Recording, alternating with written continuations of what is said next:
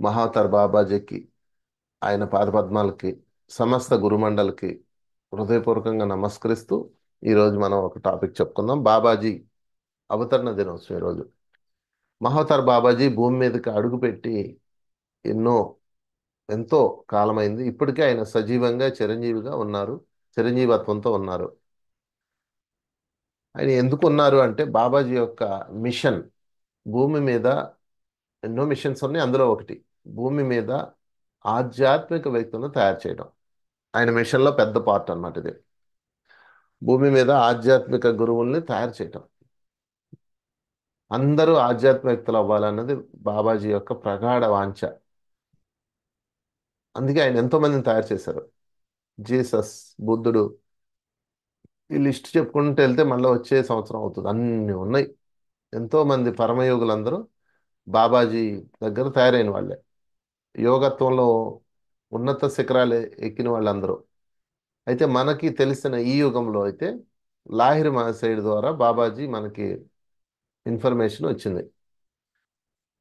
So ఈ లాహిరి మహాశయులు ఎప్పుడైతే బాబాజీని మనకు లోకంకి పరిచయం చేశారో, అంటే అప్పటికే ఆయన పరిచయం ఉన్నారు, వివిధ రూపాల్లో వివిధ కోణాల్లో పరిచయం ఉన్నారు. మనకి సామాన్యపు పద్ధతుల్లోకి వచ్చిన యుగం అయితే మాత్రం ఇదే లాహిరి మహాశైలే. అందుకని లాహిరి మహాశైలికి ఒకసారి మనం మనస్ఫూర్తిగా కృతజ్ఞతలు చెప్పుకున్నాం. ఎందుకంటే లాహిరి మహాశైలు గనక లేకపోతే ఈ యుగంలో బాబాజీ ఇచ్చిన గొప్ప అద్భుత రసమాధుర్యపు జ్ఞానం ఏంటో తెలుసా? సంసారంలోనే నిర్వాణం. బాబాజీ రాకముందు, ఐ మీన్ ఈ లాహిరి మహాశైలి యొక్క కనెక్టివిటీలోకి రాకముందు బాబాజీ కేవలం యోగులకి, ఋషులకి, హయ్యర్ మాస్టర్స్కి అందుబాటులో ఉండేవాళ్ళు. రెండోది ఆధ్యాత్మికత. భౌతిక ప్రపంచంలో ఉన్న మనకి, అంటే సంసారంలో ఉన్న మనకి, సంసార జీవితాలే కదా అందరి, సంసార జీవితంలో ఉన్న వారికి ఆధ్యాత్మికత అందడానికి ప్రధాన కారణము లాహిరి మహాశైలే. ఆ కథ అందరికీ తెలిసింది. ఒకసారి మనం దాన్ని స్మరించుకుందాం. లాహిరి మహాశైలు ఉండేది కాశీలో. కాశీలో ఆయన జాబ్ చేస్తున్నారు. అప్పటికి బ్రిటిష్ వాళ్ళు ఉన్నారు. బ్రిటిష్ వాళ్ళు హిమాలయాల్లో, అది కూడా ఎక్కడ, ఒక ప్లేస్ రాణికేత్ అన్న ప్లేస్లో ఏదో కన్స్ట్రక్షన్ వర్క్ నిమిత్తం ఆయన్ని ట్రాన్స్ఫర్ చేశారు. ట్రాన్స్ఫర్ చేస్తే మళ్ళీ ఆయన ప్రయాణం చేసి కాశీ వచ్చారు. కాశీ రావడానికి ఎంత కాలమో తెలుసు, అప్పట్లో దాదాపు 3 నెలలు పట్టేది. 2 నెలలు, 3 నెలలు, సరే మొత్తం మీద ఆయన వచ్చారు. అంటే సరైన ప్రయాణ సాధనాలు లేని రోజులు అవి. వచ్చిన తర్వాత ఆయన కాశీలో నుంచి ఇక్కడికి షిఫ్ట్ అయిపోయారు. ఆ కన్స్ట్రక్షన్ వర్క్ చూస్తూ ఉన్నారు. అప్పుడు ఒకరోజు సాయంత్రం, ఏది ఆ, జాబ్లో ఖాళీయే కదా అంటే, దాన్ని ఏమంటారంటే ఒక గంట పని చేసే జాబ్ అయింది. ఇంజనీర్ అన్నమాట. అలా తిరుగుతూ తిరుగుతూ తిరుగుతూ ఒక ప్లేస్కి వెళ్ళారు. ఆ ప్లేస్ ఏంటో చెప్తా మీకు. ఆ ప్లేస్కి వెళ్ళినప్పుడు ఆ ప్లేస్లో ఆయనకి ఒక అందమైన యువకుడు కనిపించాడు. ఒక గుహ కనిపించింది. ఆ యువకుడికి దాదాపుగా ఒక 20-24 సంవత్సరాల వయసు ఉంటుంది, అంతే. ఇప్పుడు మన ఫోటోల్లో చూస్తున్న బాబాజీ వయసు అంతే. అది అంతా తెలియదు ఎవరికి కూడా. ఎప్పుడు కూడా ఒక లెక్క ప్రకారం ఆయన వయసు 1870 సంవత్సరాలు అట్లా చెప్తుంటారు. సో ఏదేమైనా బాబాజీ ఆ రూపంలో కనిపించారు. కనిపించి ఆయన చూడగానే ఈయన ఆకర్షితుడైపోయాడు. ఎంత ఎంత సౌందర్యంతో ఉన్నాడు ఇతను, ఎంత కాంతిగా ఉన్నాడు, ఎంత ప్రేమపూర్వకంగా ఉన్నాడు అని చెప్పి అతన్ని చూసి అతని దగ్గరికి వెళ్ళారు. వెళ్తే అతన్ని తీసుకెళ్ళి, లహరి మాస్టర్ని తీసుకెళ్ళి ఆ గుహ చూపించాడు. ఈ గుహ గుర్తుందా అని అడిగాడు. కానీ ఎక్కడో చూసినట్టుందండి, ఇంతకుముందు నేను ఎప్పుడూ చూశాను దీన్ని అని చెప్తాడు. ఆ కంబళ గుర్తుందా అంటాడు. కంబళి అంటే కింద వేసి కూర్చునే క్లాత్ అన్నమాట. తర్వాత అక్కడ ఒక చిన్న మూకుడు ఉంటుంది, అది గుర్తుందా అని చూపిస్తారన్ని. ఇవన్నీ తెలిసినట్టే ఉన్నాయండి అంటాడు. ఇవన్నీ నీవే, నీ గత జన్మలో అయ్యి అంటాడు. అనగానే వెంటనే ఆయన భయం వేస్తుంది. ఏంట్రా బాబు, ఇది గుహ దగ్గర తీసుకొచ్చి ఇవన్నీ చెప్తాడని. సరేనండి నేను వెళ్తాను, చీకటి పడుతుంది, నేను కిందకి వెళ్ళాలి, కొండ కిందకి వెళ్ళాలి అని చెప్పి చెప్తాడు. చెప్పగానే ఈయన ఏమంటారంటే, సరే వెళ్దుగానిలే అని చెప్పేసి ఇది తాగు అని ఒక పానీయం ఇస్తాడు. ఇవ్వగానే ఈయన పానీయం తాగుతాడు. ఇంకా తాగగానే ఆయన ట్రాన్స్లోకి వెళ్ళిపోతారు. అక్కడే పడుకొని ఇంకా నిద్రలోకి వెళ్ళిపోతాడు. ఆ రాత్రి అంతా ఆయనకు ఒక అద్భుతమైన డ్రీమ్ వస్తుంది. హాస్టల్ వాళ్ళకి వెళ్ళిపోతాడు. హాస్టల్ వాళ్ళలో ఒక అద్భుతమైన లోకంలోకి వెళ్తాడు. అక్కడ మహావతార్ బాబాజీ లోకం అనమాట. ఆ మహావతార్ బాబాజీ లోకంలోకి వెళ్ళి అక్కడ బాబాజీని చూసి ఆ కాంతి రూపాలు, అక్కడున్న దేవతలు, అక్కడున్న మాస్టర్స్, అక్కడున్న అడ్మినిస్ట్రేషన్ సెక్షన్ అన్నీ చూస్తారు మొత్తం టోటల్. అక్కడ ఆయనకి యాస్ట్రల్ వరల్డ్లో కాలాతీతంలో క్రియాదీక్షను ఇస్తాడు. క్రియాయోగాన్ని నేర్పిస్తాడు మహాతర్ బాబాజీ. ఆ క్రియాయోగాన్ని నేర్చుకుని అతను మరలా ఎర్త్ మీదకి వచ్చేస్తాడు. మెలకు వస్తుంది. మెలకు రాగానే తన పక్కనే గుహ దగ్గర ఎక్కడో పడుకొని ఉన్నట్లు కనిపిస్తుంది. లేచి కూర్చుంటాడు. పొద్దున అవుతుంది రెండో రోజు. కంగారు పడిపోతాడా, ఇక అసలు ఏంటిది, నేను ఎంత అజ్ఞానంలో ఉన్నాను, నా గురువుని గుర్తించలేకపోయాను నేను, నా గురువు ఈయనేనా అని విపరీతంగా ఏడుస్తాడు. బాబాజీ వస్తాడు అనమాట. వచ్చి లేపి నాయన కూర్చో అని కూర్చోబెడితే ఏడుస్తూనే ఉంటాడు. నేను నిన్ను వదలను బాబాజీ, నీ పాదాలు వదలను, నాకు ఇప్పుడు అర్థమైంది నువ్వే నా గురువు అని చెప్పేసి చెప్తాడు. మంచిది నాయన, నువ్వు నా దగ్గర ఉండడానికి రాలేదు, దీక్ష తీసుకోవడానికి వచ్చావు, తీసుకున్నావు కదా, ఇది ప్రజల్లో వ్యాప్తం చెయ్యి అని చెప్తారు. ఈ జ్ఞానాన్ని ప్రజలకు అందించు అని చెప్తారు. చెప్పినప్పుడు నేను ట్రాన్స్ఫర్ అయి వచ్చేసాను బాబాజీ, ఇక్కడే ఉంటాను ఇంకా అని చెప్తారు. నేను ట్రాన్స్ఫర్ అయిపోయాను, ఇంకా నాకు కాశీ వెళ్ళే అవకాశం లేదు, నేను ఇక్కడే ఉండాలి అని చెప్తాడు. పిచ్చివాడా, నిన్ను ఇక్కడికి రప్పించిందే నేను, ఇక్కడి నుంచి పంపించలేనా, నువ్వు వెళ్ళిపో అంటాడు. అనగానే ఈయన అయోమయంగా ఇంటికి వస్తాడు. ఇంటికి రాగానే రాణికి ఎత్తుకొస్తాడు, అంటే ఆ కొండ దిగి వస్తాడు అనమాట. అప్పుడు ఆయన టేబుల్ మీద ఒక టెలిగ్రామ్ ఉంటుంది. ఏమని, అయ్యా మిమ్మల్ని పొరపాటున మేము కాశీ పంపించాము, మీరు కాదు వేరే, సారీ, మిమ్మల్ని పొరపాటున రాణికేత్ పంపించాము, మీరు కాదు వేరే వాళ్ళు వెళ్ళాలి మీ ప్లేస్లో, బై మిస్టేక్ మీ పేరు పంపించాం, కనుక మీరు వెనక్కి వచ్చేయండి అని చెప్పేసి టెలిగ్రామ్ ఉంటుంది. చూసారా, ఆయన షాక్ అనమాట. సో మొత్తం మీద బాబాజీతో ప్రత్యక్షం చేసుకున్న ఒక గొప్ప సాధకుడు లాయర్ మాసేలు. సో బాబాజీని మనకి మనకి అంటే ఇక్కడ సంసారంలో ఉన్న వాళ్ళకి, అంతకుముందు ఆయన ఉన్నారు, ఆయన లేని కాలం లేదు, మనకు తెలియదు. అది లాహిరి మాస్టర్ ద్వారా తెలిసింది. తెలుసుకోవాల్సిన వాళ్ళు తెలుసుకున్నారు. బాబాజీతో కనెక్ట్ అయ్యి కమ్యూనికేట్ చేసుకుంటూ ఉన్న గురుమండలి ఉంది. చాలా పెద్ద నెట్వర్క్ అది. మనకి సంసారంలో ఉంటూ ఆధ్యాత్మికంలో ఉండాలి అనుకునే వాళ్ళకి అప్పట్లో అవకాశాలు లేవు. సన్యాసం తీసుకోవాల్సిందే. గురువు దగ్గరికి వెళ్ళాలంటే సన్యాసం తీసుకోవాల్సిందే. బుద్ధుడినే తీసుకోండి ఎగ్జాంపుల్. బుద్ధుడి దగ్గరికి వెళ్తే ఏం చేసేవాడు, సన్యాస దీక్ష ఇవ్వాల్సిందే. సంసారంలో ఉంటే వీడు చేసే సాధన అంతా పనికిరాదు, ఇక్కడ ధ్యానం చేస్తావు, ఇంటికి వెళ్ళి గొడవలు పడతావు, ఉపయోగం ఉండదు, నీ యొక్క ఆధ్యాత్మిక పురోగతి ఉపయోగం ఉండదు, అందుకని నువ్వు అన్ని వదిలేసిరా అని చెప్పే రోజులు అవి. అప్పటి టెక్నాలజీ అది. దానివల్ల ఏమైందంటే సంసారంలో ఉండే వాళ్ళకి ఆధ్యాత్మిక దూరం అయిపోయింది. ఏదో పూజలు ఈ సిస్టమ్ అంతా ఉండేదే కానీ స్పిరిచువల్ జర్నీ అనేది లేదు. అప్పుడు మహాతర్ బాబాజీ భూమి మీదకి లాయర్ మాసేల ద్వారా సంసారంలో ఉండే వాళ్ళకి నిర్వాణం ఇవ్వాలి అన్న భావంతో ఇచ్చిన ప్యాకేజ్ ఇది. ఇది ఒక మిషన్. అంటే అంతకుముందు లేదంటే ఉంది. అంతకుముందు ఋషులు ఉండేవాళ్ళు, వాళ్ళు సంసారంలో నుండే సాధన చేసుకునేవాళ్ళు, ఉంది అక్కడక్కడ. కానీ ఎక్కువగా ఆ తర్వాత కాలంలో సన్యాసులకు మాత్రమే దిక్కిదన్ను వచ్చేదన్నమాట. సో ఏదేమైనా మనం లక్కీ. లాహిరి మహసేలు వచ్చి క్రియాదీక్ష మొదలుపెట్టిన తర్వాత తర్వాత ఆయన కాశీ వచ్చాడు. తర్వాత బాబాజీ ప్రత్యక్షం అవుతాడు.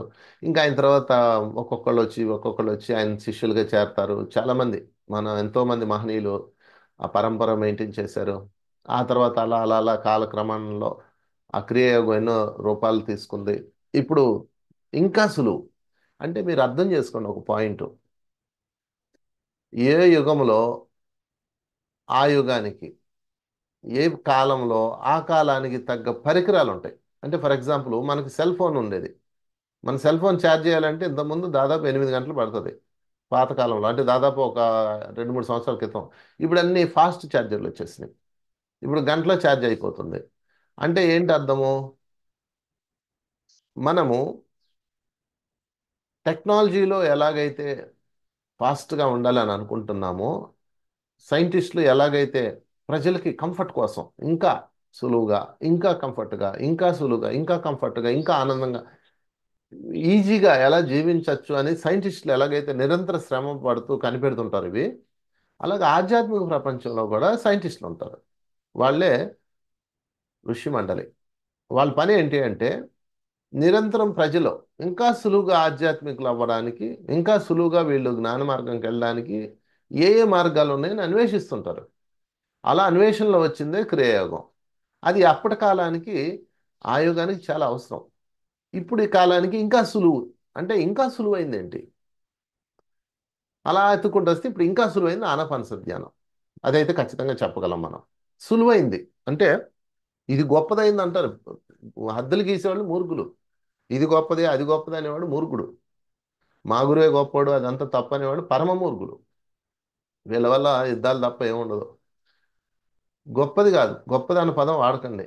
సరి అయింది అంటే ఆనాపానసతి ధ్యానం మనకు సరి అయింది. ఎందుకు సరి అయింది? మనం మన జీవితం సగం జీవితం రోజులో పరుగుతోనే సరిపోతుంది.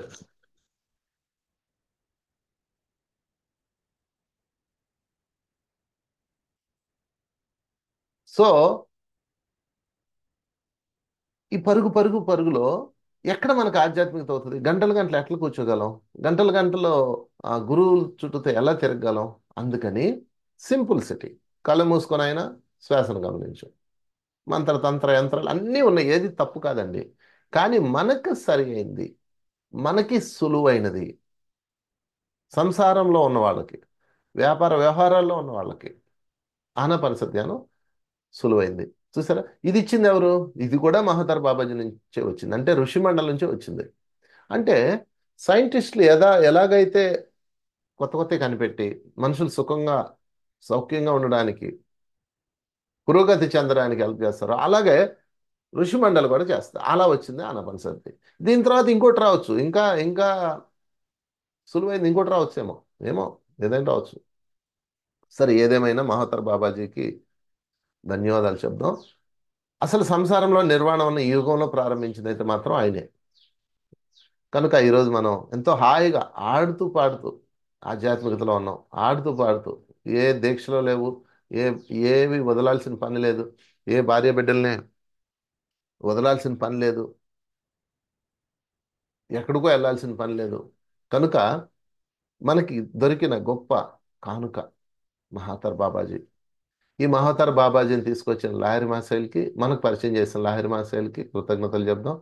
వారి శిష్య పరంపర ఇంకా అలా అలా అలా వచ్చింది. లాహిరి మాసేల్ తర్వాత విక్తేశ్వరు గిరి వచ్చారు. వారి తర్వాత యోగానంద్ గారు వచ్చారు. ఆ, ఇంకా అలా చాలా మంది మనకు తెలిసిన వాళ్ళు ఇద్దరు ముగ్గురు ఉండొచ్చు. సో ఇంకా చాలా మంది పరమయోగులు వచ్చారు. సో మీరు గనక ఈ ప్లేస్ ఎక్కడుంది అంటే హిమాలయాల్లో మహావతార్ బాబాజీ కేవ్స్ అని మనం వెళ్తుంటాం. ఇప్పటికి నేను చాలాసార్లు వెళ్ళాను. దాదాపుగా ప్రతిసారి ఒక 100 మందిని తీసుకొని వెళ్తాను నేను. 100 మంది వెళ్ళి అక్కడ ధ్యానం చేస్తాము. అలాగే ప్రతి సమ్మర్లో వెళ్తాము. ఈ సమ్మర్ కూడా వెళ్తాము. మీరు రావాలనుకున్న వాళ్ళు చక్కగా రండి. మన ఛానల్లో కింద ఫోన్ నెంబర్ ఉంటుంది, దానికి మెసేజ్ పెట్టండి. హిమాలయాల టూర్ అని ఉంటుంది, అని మెసేజ్ పెట్టండి చాలు. వాట్సాప్లో మీకు మామూలు కాంటాక్ట్ చేస్తారు. ప్రతి సంవత్సరం మేలే వెళ్తాం. మహావతార్ బాబాజీ కేవ్స్కి వెళ్ళి అక్కడ ధ్యానం చేస్తాం. అక్కడ వాళ్ళ ఒక ప్రాజెక్టు నడుస్తుంది అనమాట. అంటే ఆ కేవ్స్ని సంరక్షిస్తూ ఒక ఆర్గనైజేషన్ ఉంది. అక్కడ ఒక చిన్న మినీ ఆ, కొండ ఒకటి ఉంటుంది, దాని మీద ట్రెక్కింగ్ చేస్తాం. ఆయన ప్రత్యక్షం అయిన ప్లేస్ మనం చూస్తాము. తర్వాత లాహిరిమా సైడ్ ఎక్కడ దీక్ష తీసుకున్నాడో ఆ ప్లేస్ కూడా మనం చూస్తాము. బాబాజీ నడిచిన ప్లేస్లో మనం నడుస్తాము. బాబాజీ వెళ్ళి కొన్ని రోజులు ఒక చోట ధ్యానం చేశాడు 9 గుహల్లో, అది కూడా చూస్తాం. ఇవన్నీ మనం సమ్మర్లో వెళ్దాము, మేలో వెళ్తాము. సో రావాలనుకున్న వాళ్ళు రండి. సో ఏదేమైనా ఇది ఎందుకు ఈరోజు ఆయన గురించి మనం చెప్పుకున్నామంటే భూమి మీద ఆయన ఇచ్చిన గొప్ప దివ్య కానుక ఏదన్నా ఉందంటే అది ప్రేమ. అందుకే బాబాజీ అంటాడు, ప్రేమే అత్యుత్తమమైన సిద్ధి, ప్రేమే అత్యుత్తమమైన సిద్ధి అని బాబాజీ ఎప్పుడు చెప్తారు. సో నేను ఎప్పుడన్నా ఏదన్నా డౌట్ వచ్చిందనుకో, నేను యాస్ట్రల్ వాళ్ళ నుంచి సందేశం తీసుకుంటాను జనరల్గా. డౌట్ వచ్చిందనుకో ఒక బుక్ తీస్తాను. ఆ బుక్ పేరు ఏంటంటే, ఈ బుక్ మీకు ఎవరికైనా దొరికితే సంపాదించుకోండి. ఇది ప్రేమకు ఆహ్వానం. అనిపిస్తుందా? ప్రేమకు ఆహ్వానం ఈ బుక్. ఈ బుక్ మహోతార్ బాబాజీ, నాగరాజ్ అంటారు ఆయన్ని, ఇవాన్నే డెలా ఫ్లోర్క్ ఆటోమేటిక్ రైటింగ్ ద్వారా ఇచ్చిన సందేశాలు, ప్రేమకు ఆహ్వానం. Automatic writing. ఓకే. సో ఈ ఆటోమేటిక్ రైటింగ్ అంటే ఏంటి? ఆయన కనిపిస్తుంది కదా, అక్షరాలు కనిపిస్తున్నాయా? Automatic writing. ఆటోమేటిక్ రైటింగ్ అంటే ఆమె ధ్యానంలో కూర్చొని టక్ టక్ టక్ రాసేస్తాను అనమాట, ఆటోమేటిక్ రైటింగ్. నేను ఈరోజు బాబాజీ బర్త్డే ఏం క్లాస్ చెప్పాలి మీకు అని అడిగినప్పుడు, బాబాజీ నాకు మీరు సందేశం ఇవ్వండి అన్నప్పుడు, ఈ బుక్లో నుంచే నేను కళ్ళు మూసుకొని ఆయన ధ్యానించి తీస్తే ఒక 5 పాయింట్లు వచ్చినాయి. 5 పాయింట్లు మీకు చెప్తా ఈరోజు. సో 5 పాయింట్లో నోట్ చేసుకోండి ఒక్కొక్కటి.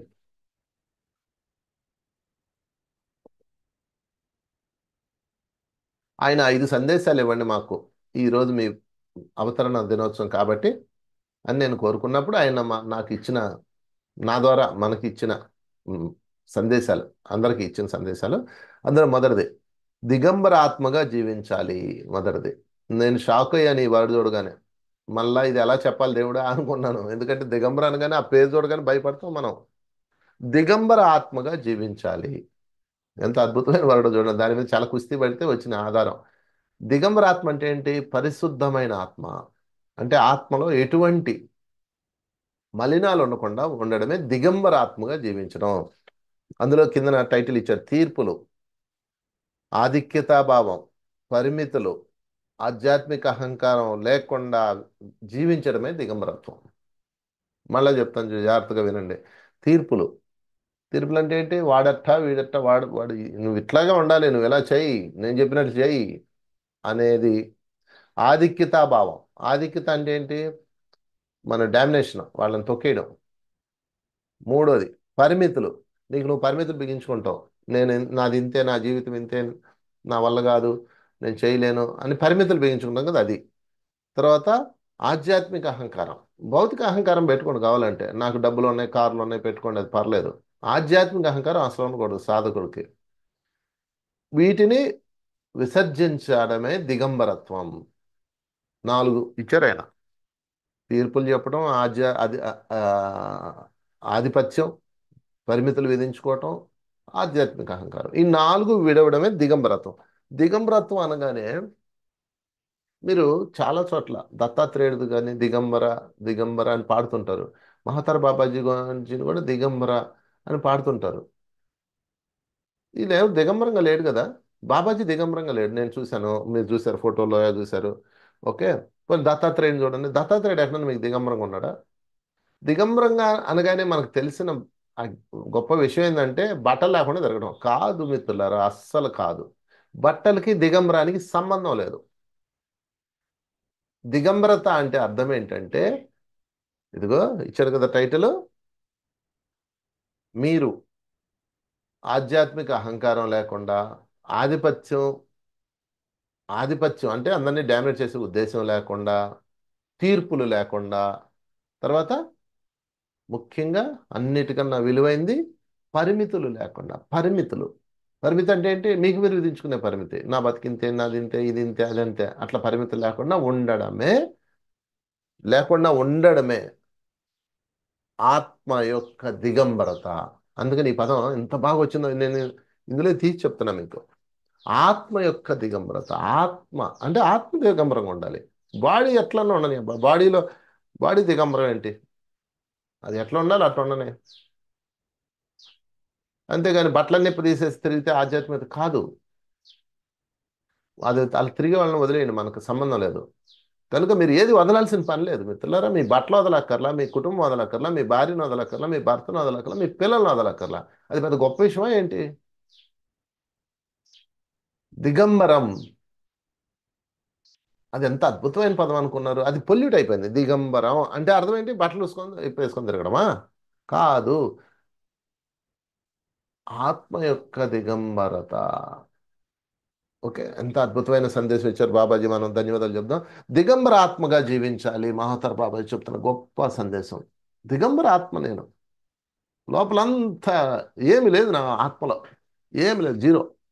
శుద్ధ చైతన్యాన్ని, దివ్యాత్మ స్వరూపాన్ని, పరిశుద్ధమైన ఆత్మని. ఎంత చక్కటి పదాలు అవి. ఎవరన్నా చెప్పనండి, జీసస్ చెప్పని, బుద్ధుడు చెప్పని, కృష్ణుడు చెప్పని, రాముడు చెప్పని, కంటెంట్ తీసుకుందాం. జీసస్ చెప్పాడు మనకెందుకు, మన హిందువులం కదా. ఇది రాముడు చెప్పాడు మనకెందుకు, మన క్రిస్టియన్లు కదా. వీళ్ళంతా మూర్ఖులు, దిగంబరులు కాదు వీళ్ళు. వీళ్ళు అతికించుకున్నాళ్ళు, పరిమితులు బిగించుకున్నాళ్ళు. పరిమితులు, అది పరిమితులు ఉంటాయి అన్నమాట. పరిమితులు ఉన్నాడే జీసస్ని అంగీకరించడు, పరిమితులు ఉన్నాడే రాముడు అంగీకరించడు. అందరూ మూర్ఖులే, దానికి ఏం ఆన్సర్ లేదు. వాళ్ళు కొట్లాడుకుంటూనే ఉంటారు. మాదే చెప్పాలి, నువ్వు మాదే మాట్లాడాలి, ఆ, మాదే వినాలి, మా గురువు చెప్పిందే వినాలి. ఈ పరిమితులు పెట్టుకున్న వాళ్ళందరూ కూడా, సో మిత్రులారా, దిగంబరులు కాదు, చెత్తా చెదారం పూసుకున్న వాళ్ళు. మళ్ళా వాళ్ళు కిందకి రావాల్సిందే, అవన్నీ శుభ్రం చేయాల్సిందే.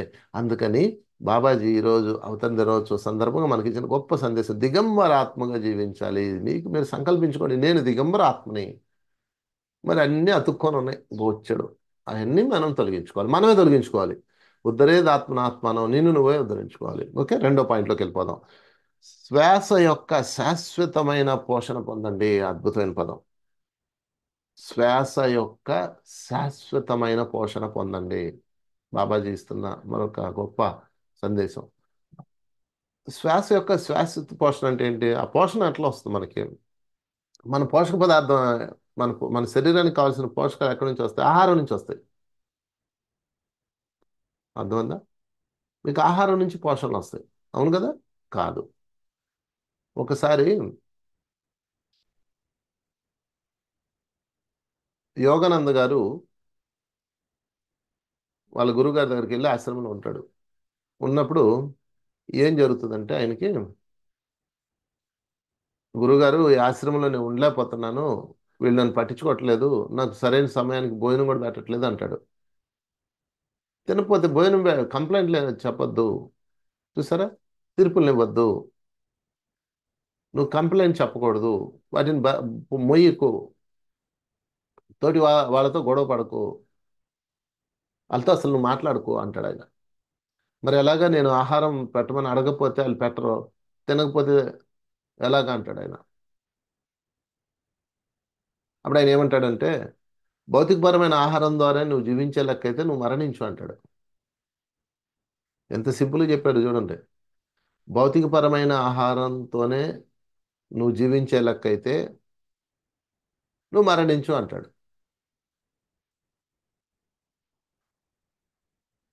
యోగానంద పరమహంస గురువు గారు చెప్పిన మాట ఇది.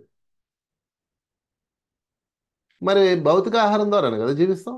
కాదు మిత్రులారా, అస్సలైంది ఒకటి ఉంది. Cosmo energy, cosmic energy. ఇప్పుడు దాకా మీరు ధ్యానం చేశారు కదా, ధ్యానంలో ఏం తీసుకున్నారు? కాస్మిక్ ఎనర్జీ తీసుకున్నారు. ఎందుకు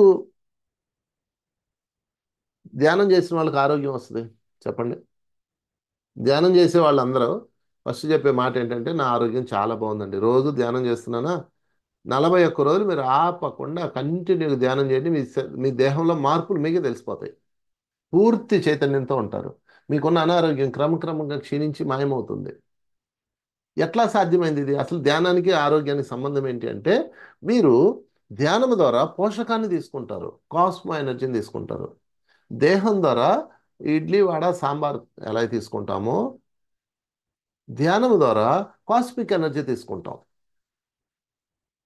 ఆ కాస్మిక్ ఎనర్జీ ఎప్పుడైతే తీసుకున్నారో, మీ నాడీ మండల వ్యవస్థ పరిశుద్ధం అయిపోతుంది, అద్భుతంగా మారిపోతుంది. అంటే ఇప్పుడు చెప్పండి, మన దేహానికి కావాల్సిన భౌతిక ఆహారం ఎంతో కొంత స్వల్పంగా ఉంటే చాలు శరీరాన్ని నింపుకోవడానికి. మరి కావాల్సిన ప్రధానమైన ఆహారం కాస్మిక్ ఎనర్జీ. అందుకే చూడండి మీరు, ఫర్ ఎగ్జాంపుల్, ఆహారం లేకుండా ఎన్ని రోజులు ఉండగలరండి అంటే, ఆ, ఒక 2 రోజులు ఉండగలమండి అంటారు ఉపవాసం. లేదు 2 3 రోజులు ఉన్నారు, 3 రోజులు ఉన్నారు, సంవత్సరం ఉన్న వాళ్ళు కూడా ఉన్నారు. ఎన్నో సంవత్సరాల నుంచి ఆహారం లేకుండా ఉన్న వాళ్ళు ఉన్నారు, నేను చూశాను వాళ్ళని. కానీ వాళ్ళందరినీ ఒక ప్రశ్న అడిగా, మీరు నిద్రపోకుండా ఎన్ని రోజులు ఉండగలరు అని అడిగా. ఎవ్వరు లేరు. అంటే మనిషికి ప్రధానమైంది రెండు ఆహారాలు. ఫిజికల్ శరీరానికి ఫిజికల్ ఆహారం, ఈదర్ శరీరానికి యాస్ట్రల్ బాడీకి యాస్ట్రల్ ఆహారం. అంటే స్థూల శరీరము సూక్ష్మ శరీరం రెండు ఉంటాయి మనకి. కంటికి కనిపించేది స్థూల శరీరం, కంటికి కనపడేది సూక్ష్మ శరీరం. స్థూల శరీరానికి మన భౌతిక ఆహారం ఇడ్లీ వడ సాంబారు, బత్తాయిలు యాపిల్స్, ఎక్సెట్రా ఎక్సెట్రా. అందరి దృష్టి దీని మీదే ఉంది. అది తింటే మంచిదా, ఇది తింటే మంచిదా, రాగులు తింటే మంచిదా, బియ్యం తింటే మంచిదా, అదో చచ్చిపోతా ఉన్నాం ఆహారం కోసం. ఏదో ఒకటి తినండి మీకు నచ్చిన ఫుడ్, ధర్మబద్ధమైనది తినండి. ఓకే. మరి రెండో ఆహారం సంగతి ఏంటి? అది ఎవడు చెప్తున్నారు? ఆ రెండో ఆహారం గురువులు మాత్రమే చెప్తారు. ఏమిటి నాయనా? ఆధ్యాత్మిక వ్యక్తులు చెప్తారు. ఏమిటి అది? సూక్ష్మ శరీరానికి ఆహారం. అది ఎలా వస్తుంది? సాధన ద్వారా వస్తుంది, ధ్యానం ద్వారా వస్తుంది. అందుకే ధ్యానం ఖచ్చితంగా చెయ్యాలి మనము. మీరు నిద్రపోకుండా ఎన్ని రోజులు ఉండగలరు? ఒక రోజు ఉండగలరు. ఒక రోజు కూడా కష్టమే. ఒక రోజు నిద్రపోలేదంటే రెండో రోజు వర్క్ టైంలో మనం తూలుతూ ఉంటాం. అంటే ఏంటి? రెండో శరీరానికి కావాల్సిన సఫిషియంట్ ఎనర్జీని మనం ఇవ్వడం లేదు. నచ్చి జీవితంలో మనం నిద్ర కరువైపోయింది మనకి.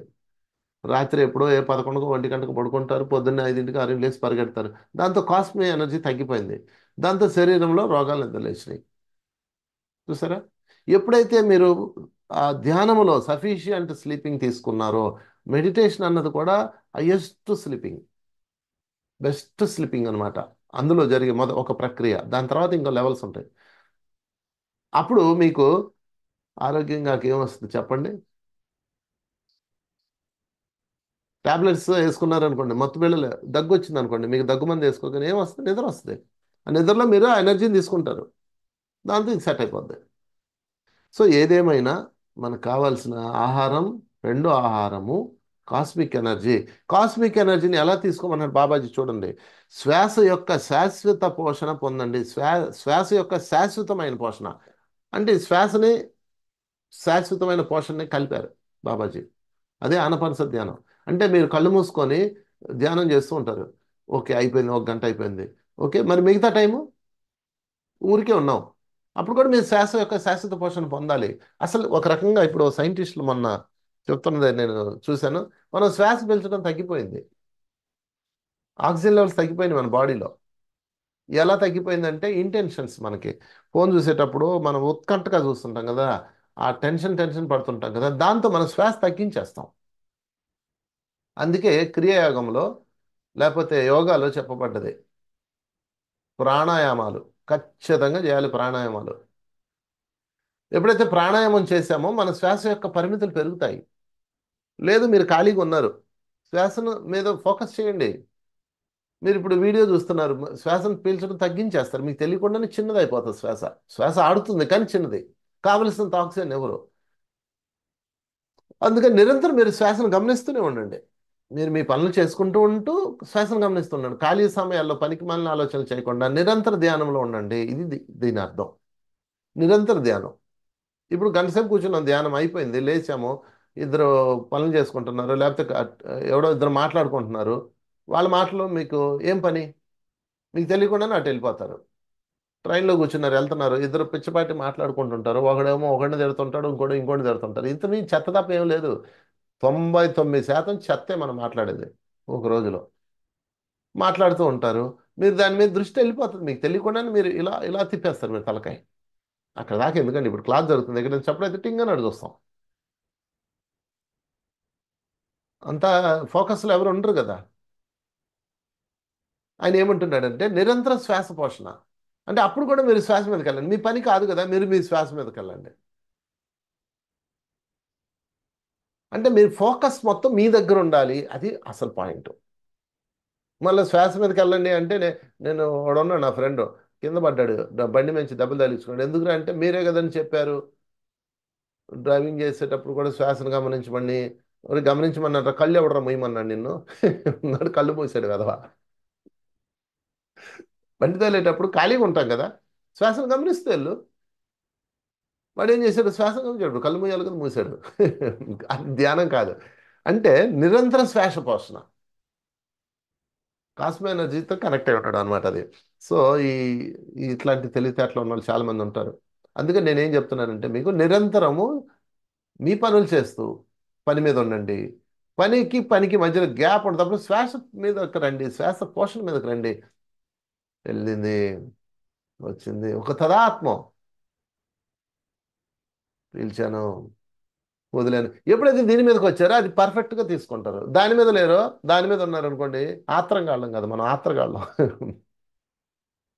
ఆ, ఎటా ఎటా ఎటా ఎటా చిన్నదైపోతుంది. దాంతో మీకు కావాల్సిన పోషణ ఉండదు. అదే ఆయన చెప్తున్నారు. చిరంజీవత్వం ఎలా వస్తుంది బాబాజీ అంటే ఆయన చెప్తున్న పాయింట్స్ ఇవి. నిరంతరం శ్వాస యొక్క పోషణతో ఉండండి. అంటే మీతో మీరు ఉండండి. ఒక్క వరలో చెప్పాలంటే మనం ఎట్లుంటామండి, ఎప్పుడు పక్కోడి మీద దృష్టి పెడుతుంటాం. వాడికి ఏమైందా, వీడికి ఏమైందా, వాడు అక్కడ చచ్చాడా, వాడి కట్ అయిపోయిందా, మనకేమైపోద్దో భయంతో చస్తుంటాం. అప్పుడు మిమ్మల్ని అది ఆవహిస్తుంది, ఆ నెగిటివ్ ఫోర్స్. నేను ఇంతకుముందు కూడా చెప్పాను, పురుగు అంటాను దాన్ని నేను. అది దొరుకుతుంది లోపల మీకు. పురుగు దొరుకుతుందండి. మీరు శ్మశానంలో వెళ్ళేటప్పుడు వెనక్కి చూడకుండా వెళ్ళి అంటారు. ఎందుకంటారు? వెనక్కి చూశారనుకో తగలబడిపోతున్న శవాలు, చాలా భయంకరమైన సీన్లు ఉంటాయి. అవన్నీ చూడాలి. చూశారనుకో మీకు వైరాగ్యం వచ్చేస్తుంది, పనికిరాని వైరాగ్యం. అయ్యో ఇంతేనా జీవితం అంటారు. అది వెనక్కి చూడుకో. రెండు నెగిటివ్ ఫోర్స్ ఉంటుంది. విముక్తం కాని ఆత్మలు ఉంటాయి అక్కడ, ఎర్త్ బౌండెడ్ సోల్స్. అవన్నీ మిమ్మల్ని ఆకర్షిస్తాయి. అందుకే వెనక్కి చూడుకో. శ్మశానంలోకి వెళ్ళావా వెనక్కి చూడుకో అని చెప్తారు. అంటే అక్కడ ఉందో లేదో పక్కన పెట్టండి, కాన్సెప్ట్ ఇది. అంటే అనవసరమైంది చూడకు అని అర్థం. వెనక్కి చూడకు అంటే గుడిలోకి వెళ్ళినప్పుడు వెనక్కి చూస్తున్నాడు అంటారు. చూడండి ఎంత తేడానో. గుడికి వెళ్ళారు, దర్శనం చేసుకున్నారు, తిరుమల వెళ్ళాము, వెంకటేశ్వరం దర్శించాము. ఆ వెనక్కి వెనక్కి వెనక్కి చూసుకుంటూ వెళ్ళాలి. ఎందుకని? ఇంకా స్వామిని చూడాలి, ఇంకా భగవంతుని చూడాలి, ఇంకా ఇంకా ఇంకా ఇంకా ఇంకా ఇంకా చూడాలి. దరిద్రం వైపు అసలు చూడకూడదు. చూసారా? అంటే అర్థం ఏంటి? మీ ఫోకస్ చూడడం అంటే మీ ఫోకస్ మీ శ్వాస మీద ఉండాలి. ఖాళీగా ఉన్నప్పుడు పని చేసాడు ఎప్పుడైతే అప్పుడు నీతో నువ్వు ఉండాలి. ఎందుకు నువ్వు పక్కకు చూసావు పాపం? పక్కకు చూడగానే వాళ్ళ వైబ్రేషన్ నిన్ను పట్టుకుంటుంది. ఇది ఒక విచిత్రమైన సిస్టమ్ అనమాట. ఆధ్యాత్మిక వ్యక్తులకు ఉండే పెద్ద సమస్య ఇదే ఇప్పుడు. మిమ్మల్ని మీరు రక్షించుకోవాలి. మిమ్మల్ని రేపు రక్షించలేడు, గుర్తుపెట్టుకోండి. ఏ గురువు రక్షించలేడు, ఏ దేవుడు రక్షించలేడు. మిమ్మల్ని మీరే రక్షించుకోవాలి. రక్షించుకోవాలంటే ఏం చేయాలి? నిరంతరం శ్వాసపోషణలో ఉండాలి అంతే. ఏం చేయక్కర్లా. మీతో మీరుండండి. వాడి గోల మీకెందుకు? దీన్ని నక్షత్ర మిత్రులు బ్లాక్ టీ షర్ట్స్ అంటారు. మీరు విన్నారో లేదో? Black T shirts. ఎర్త్ మీద అజ్ఞానపు సోల్స్ చాలా ఉంటాయి. వాటి ఫ్రీక్వెన్సీ ఉంటుంది అనమాట. వాటి వేవ్స్ ఉంటాయి అనమాట. మనం ఎప్పుడైతే అట్లాంటి విషయాలు చూస్తూ ఉన్నామో, పక్కవాడి జీవితాలు చూస్తున్నామో, తీర్మానించే వాళ్ళ వైపు ఉన్నామో, మీరు తీర్మానించక్కర్లా, వాళ్ళ వైపు ఉన్నా చాలు. కామెంట్లు చేస్తుండే వాళ్ళ వైపు ఉన్నామో, ఇంకా అవి మిమ్మల్ని పట్టుకుంటాయి. ఇంకా మిమ్మల్ని అలా మార్చేస్తాయి. మొత్తం మీ చుట్టూతో ఉంటాయి. వాటికి ఆహారం దిగులు, బాధ, కోపము, భయము, ఆందోళన, ఇవి వాటి ఆహారం. దేవతల ఆహారం అమృతం అయితే వాటి ఆహారం ఏంటి? అది. మీకే వాటి ఆహారం ఎప్పుడు దొరుకుతుంది మీ దగ్గర? చెప్పండి. ఎవరినో తీర్మానిస్తే అప్పుడు మీకు మీ లోపల అహంకారం వస్తుంది. దాని ఆహారం అది. ఆధ్యాత్మిక అహంకారం దాని ఆహారం. అందుకే బాబాజీ తన బర్త్డే రోజు ఈ గొప్ప సందేశం ఇచ్చారు మనకి. దిగంబరులుగా ఉండండి మీరు, మొదటి పాయింట్. రెండోది శ్వాస పోషణలో ఉండండి, రెండో పాయింట్. ఎంత అద్భుతమైన పాయింట్స్ మిత్రులారు ఇవి. మనం వాటిని పట్టుకుందాం ఈరోజు. లేదంటే ఆ బ్లాక్ టీ షర్ట్స్ మీరు అయిపోతారు కొంతకాలానికి. చాలా డేంజర్. ఒక ప్రధానమంత్రియో లేకపోతే ఒక ఎమ్మెల్యేనో ఒక ఎంపీనో పెద్ద పెద్ద పదవులు వచ్చిన వాళ్ళకి గన్మెన్లు అంటారు. ఎందుకు ఉంటారు? సెక్యూరిటీ. మరి మనకేది సెక్యూరిటీ? మీరు ఆధ్యాత్మిక వ్యక్తులు, మిమ్మల్ని నిరంతరం ఆహ్వానించి ఉంటాయి. ఎందుకంటే మీ దగ్గర అద్భుతమైన వేవ్స్ ఉంటాయి. కాస్మాలజీలో ఎక్కువ తీసుకుంటుంటారు కాబట్టి మీ దగ్గర కనుక ఎనర్జీస్ ఉంటాయి కాబట్టి మిమ్మల్ని బ్లాక్ టీ షర్ట్స్ ఆవహిస్తాయి. బ్లాక్ టీ షర్ట్ అంటే అదేదో అనుకున్నారు. బ్లాక్ టీ షర్ట్ అంటే ప- పరిమితులు, అంటే పరిణామ దశలో ఎదగని ఆత్మలు అనుకోండి. కొన్ని బ్యాడ్ సోల్స్ అనుకోండి, రాక్షస ఆత్మలు అనుకోండి. వాటి స్థితి అది. అవి పట్టుకుంటాయి అనమాట. వాటికి ఆహారం కావాలి. మన దుఃఖం వాటి ఆహారం, మన యొక్క కోపం వాటి ఆహారం, మన యొక్క క్రోధం వాటి ఆహారం, మన యొక్క అసూయ వాటి ఆహారం. అబ్బో దానికి అంత కావాలో ఆహారం. అవి పట్టుకొని మిమ్మల్ని వేసుకుంటాయి. వాటి పరం పడకుండా ఉండాలంటే ఇదిగో రూల్ నెంబర్ 1, ఆత్మ దిగంబరంగా ఉండాలి. రూల్ నెంబర్ 2, నిరంతరం శ్వాస ప్రశ్నలోనే ఉండాలి. వాడి గోల మనకెందుకు? అబ్బా ఇదిగో నా శ్వాస నాకుంది అంతే. మీ ఇష్టం.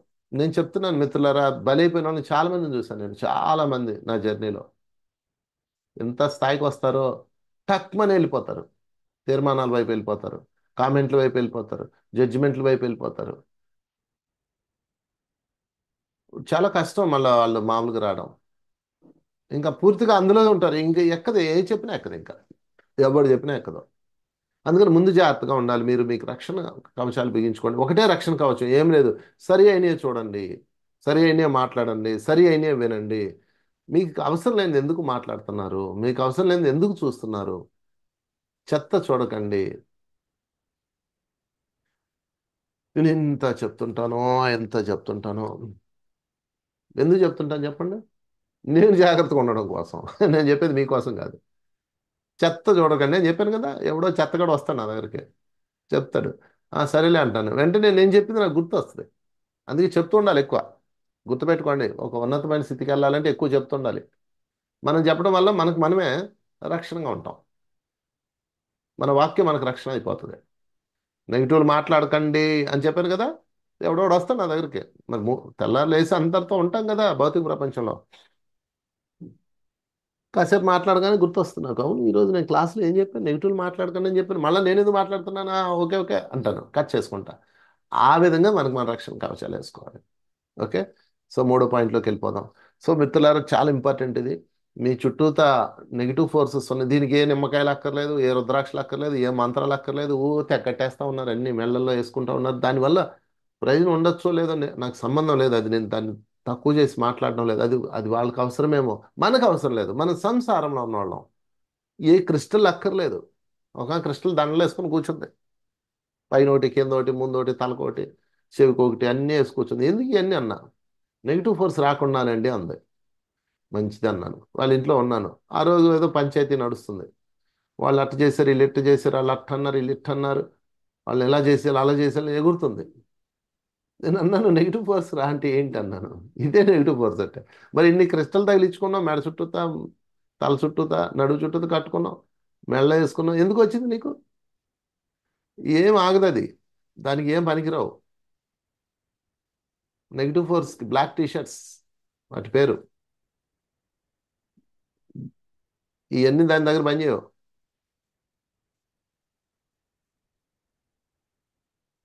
దానికి కావాల్సింది ఒకటే, నీ చూపు దాని మీద పడకుండా ఉంటే చాలు. అది నీ జోలు రాలేదు. రాలేదు అది.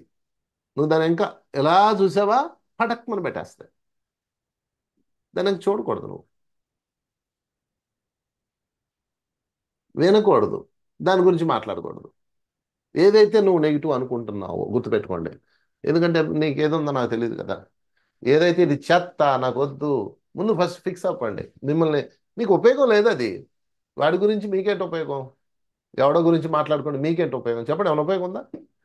బాబాజీ గురించి మాట్లాడుకుంటే ఉపయోగం ఉందా? ఎవడో చెత్తగాడు గురించి మనం మాట్లాడుకుంటే ఉపయోగం ఉందా? అది మనకెందుకు?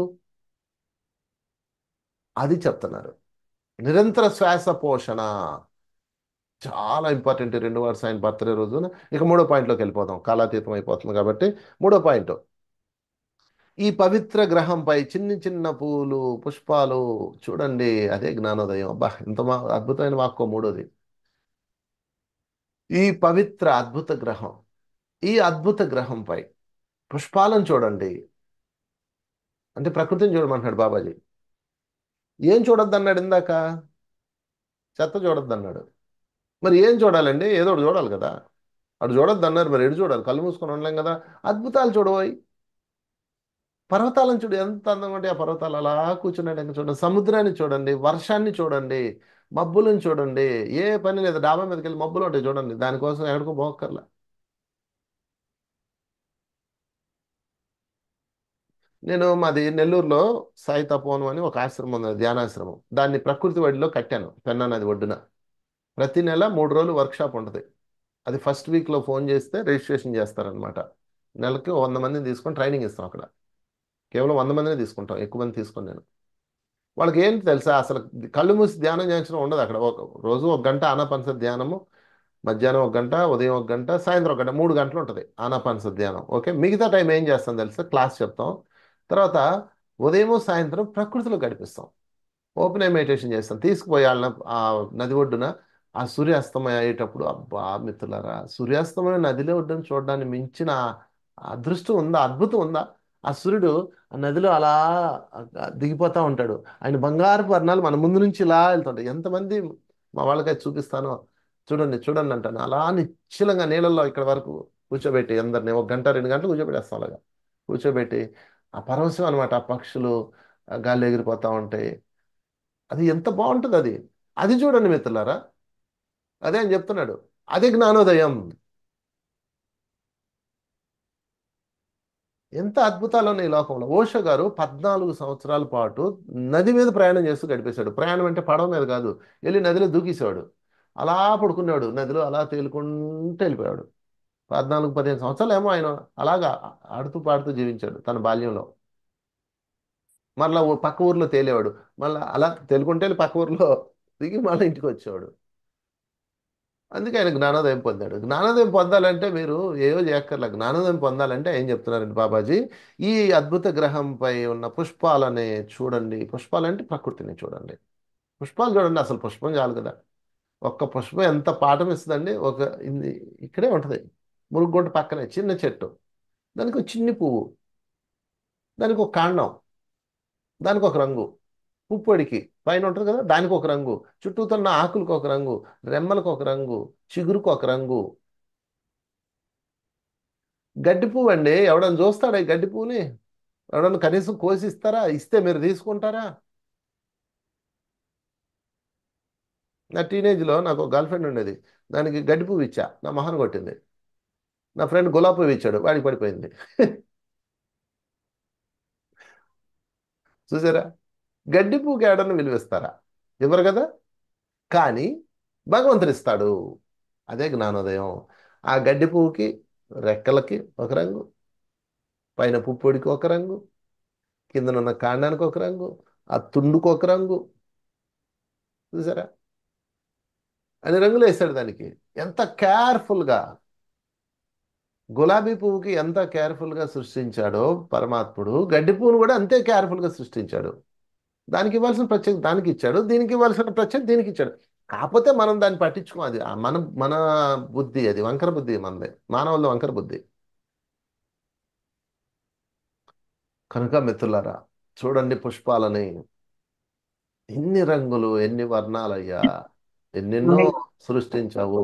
ఎన్నెన్నో ఎన్నెన్నో వర్ణాలు సృష్టించావు ఈ లోకంలో. ఎన్నెన్నో అద్భుతాలు. ఈఎస్పి అంటారు దాన్ని, ఎక్స్ట్రా సెన్సింగ్ పవర్. సెన్సింగ్ చేయండి. కళ్ళేమో 24 గంటలు ఇదిగో మా ఫోన్లకి, మాలాంటి వాళ్ళు చెప్తా ఉంటారు కాబట్టి ఈ ఫోన్లకి టీవీకి అంకితం అయిపోయినాయి. కాదు, దూరంగా చూడండి. దూరంగా, సుదూరంగా చూస్తూ చూస్తూ చూస్తున్నాడు. రోజుకు ఒక 20 నిమిషాలు ప్రాక్టీస్ చేయండి. సుదూరంగా చూడడం ప్రాక్టీస్ చేయండి. సుదూరంగా వినడం ప్రాక్టీస్ చేయండి. ఈ గ్రహం మీద అన్ని ఉన్నాయండి అద్భుతాలు. అయ్యో ఎన్ని ఉన్నాయో. నేను నా కళ్ళతో ఎన్ని అద్భుతాలు చూశానో. నేను హిమాలయాలు ఒకసారి బై వాక్ వెళ్ళాను. ప్రథమ కైలాస అని ఒకటి ఉంది. చాలా తక్కువ మంది వెళ్ళారు. ఒక 20 మందితో వెళ్ళామన్నమాట. ఆ 20 మందితో మేము వెళ్ళినప్పుడు ఒక లోయలోంచి వెళ్ళాము. చాలా ఎత్తైన కొండలు బై వాక్ వెళ్ళాలి. 200 కిలోమీటర్లు బై వాక్ వెళ్ళాలి. ఇప్పుడు రోడ్డు వేశారు. దాదాపు నేను ఒక 15 సంవత్సరాలు, 18 సంవత్సరాలు,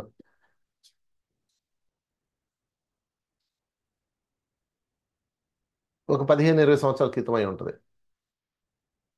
నేను వెళ్ళానండి. అయితే అది బై వాక్ వెళ్ళాలి. కొండ అంచుల మీద వెళ్ళాము. పైన నడుస్తున్నాము, కిందేమో మబ్బులు వెళ్తున్నాయి. మ- న- కిందన నది ఉంటుంది. నదిని దాటుకుంటూ అలా వెళ్ళాం అనమాట. ఆ, పైన మబ్బులు నదిలో నడుస్తున్నాయి. అసలు ఇప్పటికీ నాకు ఆ దృశ్యాలు నా కళ్ళ ముందు ఉన్నాయి. నాకు నిరంతరం వాటిని పోషిస్తుంటాను. నేను నిరంతరం వాటిని ధ్యానిస్తుంటాను. ఇప్పుడు ఇప్పుడు ఇప్పుడు చూపిస్తాను నేను నా కళ్ళ ముందు, మీరు చూడగలిగితే. నా కళ్ళలో ఉంది ఇంకా అది, ఆ మబ్బులు. మేము నడుస్తున్న అంచు మీద అలా కింద అవి నడుస్తున్నాయి. అంటే మబ్బులు పైన నడిచాం, కొండ అంచు పైన.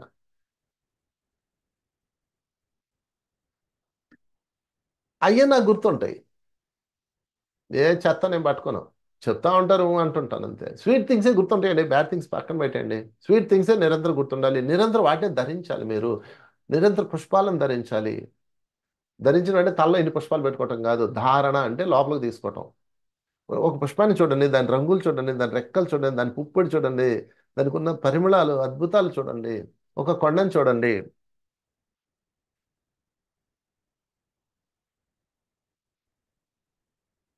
ఎన్నెన్నో ఉన్నాయి ఈ లోకంలో, సృష్టిలో అద్భుతాలు ఉన్నాయి. అవి చూడమంటున్నాడు. అదే జ్ఞానోదయము. ఈ చూస్తే జ్ఞానోదయం ఎట్ట అవుతుందండి? జ్ఞానోదయం అంటే గురువు దగ్గరికి వెళ్ళి దీక్ష తీసుకొని సాధన చేస్తే జ్ఞానోదయం కదండి. కాదు మిత్రులారా, అది శక్తి. ధ్యానం చేస్తే వచ్చేది శక్తి. నీ ద్వారా నీకు వచ్చేది జ్ఞానము. అదే జ్ఞానపు ఉదయము. ధ్యానం చేస్తే జ్ఞానోదయం రాదు. జ్ఞానోదయానికి కావాల్సిన శక్తి వస్తుంది. కనుక నిరంతరం అవి చూడమంటున్నాడు ఆయన. ఇక తర్వాత నాలుగో పాయింట్లోకి వెళ్దాం. మీరు యోగ నిద్రలో ఉన్నప్పుడు నేను మీతో సంభాషిస్తాను. నాకు ఈరోజు అది తీసాను అనమాట. తీయగానే అది నా పాయింటే, నాకే దొరికింది పాయింట్. ఇదిగో బాబాజీ బుక్ లోంచి తీసి చెప్తున్నా ఒక్కొక్క పాయింట్. అంటే ఏది చెప్పాలి అని ఆయన అడిగినప్పుడు నాకు ఇచ్చిన పాయింట్స్ ఇవి. మీరు యోగ నిద్రలో ఉన్నప్పుడు నేను మీతో సంభాషిస్తాను. అంటే బాబాజీతో మాట్లాడాలా వద్దా? మాట్లాడాలి. అంతకన్నా భాగ్యమా? మహాతర్ బాబాజీతో మాట్లాడడానికి, కలవడానికి ఎంత కష్టం తెలుసా మీకు? లాయర్ మాసాడు ఏం చేశాడు తెలుసా? బాబాజీ, నేను వెళ్ళను, ఇక్కడే ఉంటాను అన్నాడు. లేదు నాయన, నువ్వు జనంలోకి వెళ్ళిపో అన్నాడు. అయితే నాకు భయం, నేను చేయలేను, నేను నీకు ఆ శక్తిని ఇస్తాను, నేను తోడుంటాను అన్నాడు. అయితే నేను ఎప్పుడు పిలిస్తే అప్పుడు రావాలన్నాడు. వస్తాను నాయన అన్నాడు. సరే అంటే మాట ఇచ్చాడు కదా. ఎప్పుడు పిలిస్తే అప్పుడు వస్తానని అన్నాడు కదా. ఓకే. నీ చెత్తగా వచ్చాడు, ఈయన పని ఏం చేసుకుంటున్నాడు. ఒకరోజు ఫ్రెండ్స్ అందరూ వచ్చారు. వాళ్ళందరూ చెప్పాడు అనమాట. ఏమని? నాకు బాబాజీ ఎప్పుడు పిలిస్తే అప్పుడు వస్తాడు అని చెప్పాడు. ఊరుక, బాబాజీ రావటం ఏంటి అన్నాడు. ఆయన ప్రత్యక్షం అవుతారా, గాల్లో నుంచి ప్రత్యక్షం అవుతారా అని ఆయన చెప్పాడు. చెప్పగానే మేము నమ్ము అన్నారు. నిరూపిస్తాను ఉండండి అని చెప్పేసి అందరు తలుపులన్నీ బిగించేసి తాళాలు వేసేసి ఒక గదిలో కూర్చొని బాబాజీ మీరు రావాలి, బాబాజీ రావాలి అని ఆయన పద్ధతిలో ఆయన పిలిచాడు. బాబాజీ ప్రత్యక్షమయ్యాడు. అంతే, రూమ్లో ఉన్న ఫ్రెండ్స్ అందరు ఠారుకున్నారు. ఆయన ఒత్తి ఒత్తి చూశారు ఈయన ఎవరు అని. ఆయన ఆశ్చర్యంగా చూశాడు. ఎందుకు నన్ను పిలిచావు అని అడిగాడు బాబాజీ కొన్ని నిమిషాల తర్వాత మౌనంగా ఉండి. నా మిత్రులు నమ్మట్లేదు బాబాజీ, వాళ్ళకి నిరూపించాలి కదా, అందుకు పిలిచాను అన్నాడు. అప్పుడు ఆయన ఏమన్నాడు తెలుసా? ఇతరుల నిరూపణ కోసం నీ శక్తిని దుర్వినియోగం చేస్తావా అన్నాడు. ఇతరుల నిరూపణ కోసం నన్ను పిలిచావా అని అడిగాడు. నీకు సందేహం వచ్చి బాధ వచ్చో లేకపోతే ఏదన్నా సొల్యూషన్ కావాలంటే పిలిచావు అంటే అర్థం ఉంది. అందుకు వస్తానని మాట ఇచ్చాను. నువ్వు ఇప్పుడు ఎందుకు పిలిచావు నన్ను? నిరూపణ అంటే నన్ను నిరూపించుకోవాలి. నువ్వు నీ గొప్ప కోసం నన్ను పిలుస్తావా? కనుక నేను నీకు ఇచ్చిన వరాన్ని వెనక్కి తీసుకుంటున్నాను. ఇక నుంచి నేను రావాలనుకున్నప్పుడే వస్తాను అని ఆయనకి ఇచ్చిన వరాన్ని క్యాన్సిల్ చేశాడు. నిజంగా ఇది దీన్ని మించిన దురదృష్టం కొట్టలేదు లాహిరి మాస్టర్ జీవితంలో. కోల్పోయాడు బాబాజీని తెలుసా మీకు? ఒక్క చిన్న మిస్టేక్. ఏంటా మిస్టేక్? Self ID. ఈ దిక్కుమాలే నేను ఎంతగా పట్టుకుంటుందో దాన్ని వదిలించుకుంటా ఉండాలి, తగిలించుకుంటా ఉంటుంది. దాన్ని ఎలా వదిలించుకోవాలి? దాన్ని ఎలా వదిలించుకోవాలంటే సరే, ఇక్కడ చెప్పుకుందాం. ఆయన మొత్తం మీద మిస్ అయిపోతాడు. చాలా కాలం బాధపడతాడు. అయ్యో నేను బాబాజీని మిస్ అయిపోయాను అని. అలా అలా అలా వెతుకుతూ ఉన్నప్పుడు ఏదన్నా ఆయనకి ఇబ్బంది వచ్చినప్పుడు ఆయనే వచ్చేవాడు. బాబాజీనే వచ్చేవాడు. బాబాజీ వచ్చి ఆయనకి గైడెన్స్ ఇచ్చేవారు. అదే అయిపోయింది. సో దాన్ని పక్కన పెడదాం. ఇప్పుడు ఇది ఉండగానే మనకు కూడా అనిపిస్తుంది. అంటే లాయర్ మా సైడ్కైనా మాకు రాడా బాబాజీ, మాకు దర్శనం ఇవ్వడా? ఎందుకంటే ఎర్త్ మీద, ఎర్త్ ఫ్రీక్వెన్సీలో ఫిజికల్ వరల్డ్లో ఉన్న వ్యక్తి ఆయన. ఎక్కడ కావాలంటే అక్కడికి వెళ్ళిపోగలడు. ఏ ఏ సాధకుడైనా వెనకుండేది మహాతర్ బాబాజీ మిత్రులారా. ఆయన బయటకు కనిపించరు, బ్యాక్గ్రౌండ్లో ఉంటారు. ఆయనకి ఐడెంటిటీ ఇష్టం ఉండదు. ఆయన పేరు చెప్పడానికి కూడా ఇష్టం ఉండదు. ఆయన ఫోటో కూడా ఉండదు. అందుకే బాబాజీది ఎన్ని ఫోటోలు చూసినా అది ఒకటే కనిపిస్తుంది మీకు. ఎన్నో ఫోటోలు ఉండవు, రకరకాల రూపాల ఫోటోలు ఉండవు. ఏదో ఒకటి ఉండాలి కాబట్టి అది పెట్టాం. విగ్రహం పెట్టడం ఇష్టం ఉండదు ఆయనకి. ఆయన వెనుకుండి నడిపించే వ్యక్తి. మరి ఈయనతో కలవాలి కదా. మనకి మనకు బోల్డన్ని సమస్యలు వస్తుంటాయి, డౌట్స్ వస్తుంటాయి. నాకు కూడా ఒక గురువు స్పర్శిస్తే ఎంత బాగుండు అని అనిపించదా మీకు? గురువు యొక్క ప్రేమ, గురువు యొక్క స్పర్శ, గురువు యొక్క కాంతి అనుభవించిన బతుకు ఏం బతుకది? ముదనష్ట బతుకు.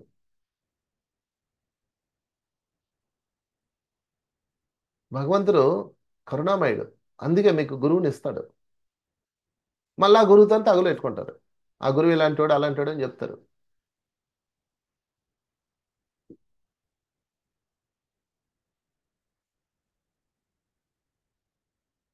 బాబాజీని అడగండి, దర్శనమిమ్మని అడగండి, ఇస్తాడు. నాకు ఇచ్చాడు మిత్రులారా. నేను చెప్తున్నాను, నా జీవితం ఒకసారి గొప్ప ఆపదలో పడింది. చాలా పెద్ద సమస్యలో ఇరుక్కున్నాను. ఒక 15 ఏళ్ళ క్రితం, 10 ఏళ్ళ క్రితం అయి ఉండొచ్చు. సరే, ఎప్పుడైతే అప్పుడు చాలా పెద్ద దిగులుతో ఉన్నాను, నిరాశతో ఉన్నాను, అయోమయంలో ఉన్నాను, ఏం చేయాలో తెలియని ఒకానొక స్థితిలో ఉన్నాను. అప్పుడు నాకు నాకు వచ్చారు ఆయన నా దగ్గరికి. అది నాకు ఇంకా కళ్ళ ముందు ఉంది. డ్రీమ్లో వచ్చారు, భౌతికంగా కాదు. నా కళల ద్వారానే నేను పొందాను. నా కల్లో ఆయన వచ్చారు. నా గమ్మత్ ఏంటంటే, నా కలలో నా భార్య కూడా నా పక్కనే ఉంది. నేను ఏ బెడ్రూమ్లో అయితే నిద్రపోతున్నానో అదే బెడ్రూమ్లోకి వచ్చారు. నేను నా భార్యని లేపాను. మా భార్యని బుజ్జమ్మ అంటాను. బుజ్జమ్మ, లే లే లే, బుజ్జి, లే లే లే, బాబాజీ వచ్చారు, బాబాజీ వచ్చారు అంటున్నాను. లేచింది. లేకగానే ఆయన చూసి ఆయన గట్టి పట్టుకుంది, పట్టుకొని ఏడ్చేస్తుంది తను సంతోషంతో. తర్వాత తను ఓదార్చారు. ఓదార్చి తర్వాత బయటికి వెళ్ళాం ఇద్దరం. అక్కడి నుంచి వేరే ప్లేస్కి వచ్చాం. నా గది మాయమైపోయింది. ఇది అబద్ధం కాదు మిత్రులారా, నా అనుభవం. అబద్ధం చెప్పాల్సిన అవసరం నాకు లేదు. తర్వాత అక్కడ ఏదో సభ లాంటిది జరుగుతుంది. బాబాజీ, అక్కడికి వెళ్దామా, మిమ్మల్ని చూస్తే వాళ్ళందరూ చాలా హ్యాపీ అయిపోతారు అంటున్నాను. అన్నాడు. అన్న తర్వాత, అయినా మీకు అలా ఇష్టం ఉండదు కదా, వద్దులే అన్నాను. అన్నాడు. నవ్వుతూనే ఉన్నాడు. తర్వాత నన్ను ఒక ప్లేస్కి తీసుకెళ్ళాడు. అదొక ఫారెస్ట్ లా ఉంది. ఒక బండల నుంచి నీరు ప్రవహిస్తూ ఉంది. అక్కడ కూర్చున్నాం. చాలాసేపు ఏదో మాట్లాడాను, నాకు గుర్తులేదు, అవి గుర్తులేవు. బట్ అవి ఎప్పుడు రావాలో అప్పుడు బయటకు వస్తాయి. బస్ ఇవేనేమో, ఎప్పుడు రావాలో అప్పుడు బయటకు వస్తాయి. నిజంగా అది అద్భుతం. మన కళల్లో మాస్టర్స్ వచ్చి మాట్లాడని మనకు గుర్తుండవు కొన్ని. ఆ గుర్తులేని ఎప్పుడు రావాలో అప్పుడు బయటకు వస్తాయి. అది ఇవన్నీ నేను ఏమన్నా చదివానా, పెట్టానా, అట్లా వస్తాయి అంతే. సరే, ఏదేమైనా నాతో చాలాసేపు, ఒక 15 నిమిషాలు ఏమో అలాగా ఆ స్థితిలో గడిపాను. 10-15 నిమిషాలు అయి ఉండొచ్చేమో. టైం తెలియలేదు నాకు, అక్కడ కాలం అంత అవగాహన ఉండదు కదా. తర్వాత ఈలోపు ఏమైంది, నాకు మెలకు వచ్చింది, ఏదో డిస్టర్బెన్స్ వచ్చింది. ఏదో సంథింగ్ డిస్టర్బెన్స్. ఆ ఫోన్ మోగడం ఏదో సంథింగ్. ఎందుకంటే మాది ఫోన్ ఆన్లో పెడతాం. తప్పదు. అర్ధరాత్రి ఎవరో ఎమర్జెన్సీలో కూడా ఫోన్ చేస్తుంటారు కదా. మా వాళ్ళు ఐసీలో ఉన్నారండి, ఏం చేయాలని ఏదో చేస్తుంటారు కాబట్టి ఒక ఫోన్ ఆన్లో పెడతాం. అది మోగినట్టుంది. టింగ్ టింగ్ మని తెక్కువని మెలకు వచ్చింది. ఇక చూడు, నాకు అయ్యో బాబాజీని కోల్పోయాను. అక్కడ శిఖరం దగ్గర కూర్చొని, వాగు దగ్గర కూర్చొని మాట్లాడుతున్నాను, ఆయన నేను ఏదో అడుగుతున్నాను, టిక్కువని మెలకు వచ్చింది. అది కూడా ఎలాగా సహజంగా వస్తే పర్వాలా, డిస్టర్బెన్స్తో వచ్చింది. నేను ఇంక చూసుకో ఇంకా, మళ్ళీ వెంటనే దాన్ని మా మేడం గబాలమని లేసి దాన్ని ఆపేసింది. సరే, నేనేం చేశాను, మళ్ళీ అలా మెలకు వచ్చింది కదా, మళ్ళీ అలా కదలకుండా, ఎప్పుడైనా మెలకు వస్తే మళ్ళీ దాన్ని కంటిన్యూ చేసుకునే పద్ధతి ఏంటంటే, యోగ నిద్రలో మళ్ళీ కదలకుండా అలాగే యోగ నిద్రలోకి వెళ్ళిపోండి. మళ్ళీ శ్వాసను గమనిస్తూ గమనిస్తూ గమనిస్తూ గమనిస్తూ గమనిస్తూ వెళ్ళిపోండి. మళ్ళీ రీకనెక్ట్ అయింది. అది విచిత్రం. నాకు ఆ కళ మళ్ళీ రీకనెక్ట్ అయింది. అయితే నేను రీకనెక్ట్ అయ్యేటప్పటికి బాబాజీ వెళ్ళిపోయారండి, వెళ్ళిపోతున్నారండి. ఏ రూపంలో చిరుత రూపంలో వెళ్ళిపోతున్నారు. అని చిరుతపులికి మారిపోయాడు. నేను మళ్ళా సేమ్ అదే బండ మీదకి వెళ్ళి కూర్చున్నాను. ఇంకా నాకు గుర్తు, నా కళ్ళ ముందు ఉంది, ఎదుగు ఆ బండలో ఇలాగా చిన్న చిన్న బండలు ఉన్నాయి, సెలయేరు ప్రవహిస్తూ ఉంది, వాటి మీద కూర్చున్నాం. ఇంకా ఎవరో ఇద్దరు ముగ్గురు ఉన్నారు ఆయన చుట్టూతా. అంటే నేను ఆయనతో మాట్లాడుతున్నప్పుడు ఉన్నారు, నేను పర్సనల్ మాట్లాడాలని నన్ను వాళ్ళు కొంచెం దూరం వెళ్ళారు, నేను మాట్లాడుతున్నాను, ఆయన చెప్తున్నారు. మెలకు వచ్చింది. మళ్ళీ నేను కష్టపడి మళ్ళా శ్వాస మీద ధ్యాస పెట్టుకుంటూ అలా అలా అలా అలా అలా నిద్రలోకి వెళ్ళాను. మళ్ళీ యోగ నిద్ర కనెక్ట్ అయింది. మళ్ళీ సేమ్ సీన్లోకి వెళ్ళిపోయాను. వెళ్ళిపోయేటప్పటికి ఆయన, నేను అక్కడ వెళ్ళి మళ్ళీ బండి మీద కూర్చున్నాను. ఆయన చిరుతపుల్లా మారిపోయారు, ఇలా సైలెంట్గా వెళ్ళిపోతున్నాడు. అక్కడతో క్లోజ్ అయిపోయింది ఆ ట్రిప్. ఎన్ని అద్భుతాలు ఉంటాయి తెలుసా యోగ నిద్రలో. అందుకే ఆయన ఏమంటున్నాడు, మీరు యోగ నిద్రలో ఉన్నప్పుడు నేను మీకు మీతో సంభాషిస్తాను. నేను సొంతంగా చెప్పట్లా. ఇదిగో ఆశీర్వాద్ నుంచి మహతర్ బాబాజీకి, మహతర్ బాబాజీ ఇచ్చిన 108 అన్లైటెడ్ ఇన్విటేషన్స్, ప్రేమ లేఖలు, ప్రేమ సందేశాల్లో ఇదొకటి. ఈ బుక్ చదివితే అర్థం కాదు, విచిత్రం ఈ బుక్ని. ఈ బుక్ నేను మొదట్లో తీసి పైనుంచి కింద చదివాను. ఒకదాని కూడా సంబంధమే ఉండదు. దీన్ని ఏం చేయాలంటే, నీకు ఏదైనా సమస్య వచ్చినప్పుడు కళ్ళు మూసుకొని బాబాజీని స్మరించి నేను ఓపెన్ చేస్తే అక్కడ ఉంటుంది ఒక సందేశం. అట్లా అనమాట. అట్లా ఈరోజు నేను ఒక 5 పాయింట్లు చెప్పాలబ్బా, నా సొంతవి చెప్పను, నీకు సంబంధించి నేను చెప్తాను, ఇవ్వయ్యా అంటే ఇచ్చాడు. దిగంబర ఆత్మగా జీవించాలి, శ్వాస యొక్క శాశ్వత పోషణలో పొందండి, పవిత్ర గ్రహంపై చిన్న చిన్న పుష్పాలు చూడండి, అదే జ్ఞానోదయం. పుష్పాలను చూడండి, ప్రకృతిని చూడండి, జ్ఞానోదయం. నాలుగోది, మీరు యోగ నిద్రలో ఉన్నప్పుడు నేను మీతో సంభాషిస్తాను. నేను ఆశ్చర్యపోయాను, నేను యోగ నిద్ర గురించి చెప్తున్నాను కదా, అసలు బాబాజీ సబ్జెక్ట్ కాదు అది యోగ నిద్ర. నేను చెప్పే సబ్జెక్టు విష్ణుమూర్తిది. అది బాబాజీ దానిలో ఉంది, నాకు ఈరోజు తెలిసింది ఆ విషయం. మీ పుణ్యమా అని. Okay, thank you. అంటే మనం ప్రతిరోజు నిద్రపోయేటప్పుడు ధ్యానం చేస్తూ నిద్రపోవాలి. మధ్యరాత్రి ఎప్పుడు మెలకు వచ్చినా మళ్ళీ ధ్యానం చేస్తూ నిద్రపోవాలి. నేను 72 శ్వాసలు కాన్సెప్ట్ చెప్తాను, వీలైతే అది చేయండి, ఇంకా బాగా కనెక్ట్ అయిపోతారు. 36 శ్వాసలు కౌంట్ చేయాలి. జ్ఞానం ఇవ్వండి మాస్టర్స్ అని అడగాలి, లేదా బాబాజీ అని అడగండి, మళ్ళీ 36 శ్వాసలు కౌంట్ చేయాలి, నిద్రపోండి. అవాంతరాలు లేకుండా నిద్రపోండి. అప్పుడు మీకు బాబాజీ మిమ్మల్ని యోగ నిద్రలో సంభాషించే అవకాశం మీకు ఉంటుంది. ఏమో మీ అదృష్టం ఎలా ఉందో. ఇక ఆఖరి పాయింట్ చెప్పుకుందాం. మిమ్మల్ని మీరు శక్తిగా రూపాంతరం చేసుకోండి, ట్రాన్స్ఫర్మేషన్. 5వ పాయింట్, మిమ్మల్ని మీరు శక్తిగా రూపాంతరం చేసుకోండి. అంటే ఒక శక్తిగా మిమ్మల్ని మీరు మార్చుకోవాలి, మిమ్మల్ని మీరు మార్చుకోవాలి శక్తిగా. అంటే మీరు ఏ పని చేస్తున్నా అది మీ శక్తి అండి, మీరేం తక్కువ అంచనా వేసుకోవద్దు, పరిమితులు పెట్టుకోకండి. నేను అనంతమైన శక్తి ఉంది మీ దగ్గర. మీరు ఏ పని చేస్తున్నారు అదే మీ శక్తి. నేను చేస్తున్న పని మీరు చేయలేరు, మీరు చేస్తున్న పని నేను చేయలేను. నా భార్యను చూస్తే చాలా ఆశ్చర్యం వేస్తుంది. రాత్రి అంతా ఏదో సినిమాకు బయటకు వెళ్ళొస్తాం, ఏ 11 12 అవుతుంది, ఓటీటీలో సినిమా చూస్తాం, ఏ 12 1 గంట అవుతుంది, పడుకుంటాం, మళ్ళీ పొద్దున్నే 6 కల్లా లేచి వంట కార్యక్రమాలు చేస్తూ ఉంటుంది. నాకు 8 దాకా 9 దాకా మెలకు రాదు. తను ఎలా చేస్తుంది? ఆశ్చర్యం వేస్తుంది నాకు. మళ్ళీ వంటగదిలో 2 గంటలు కూర్చొని అంతా పూర్తి చేస్తుంది. తనే కాదు, చాలా మంది ఆడవాళ్ళు అలా చేస్తారు. మరి వాళ్ళ శరీరానికి శ్రమ లేదా, అలసట లేదా? ఊరంతా తిరిగి వచ్చి ఇంటికి రాగానే మళ్ళీ ఇల్లంతా శుభ్రం చేసేసింది, కడిగేసింది. నిన్న కాశీలో మన పిఎంసి ప్రోగ్రామ్ అయింది, అది చూసుకొని వైజాగ్ వచ్చాం.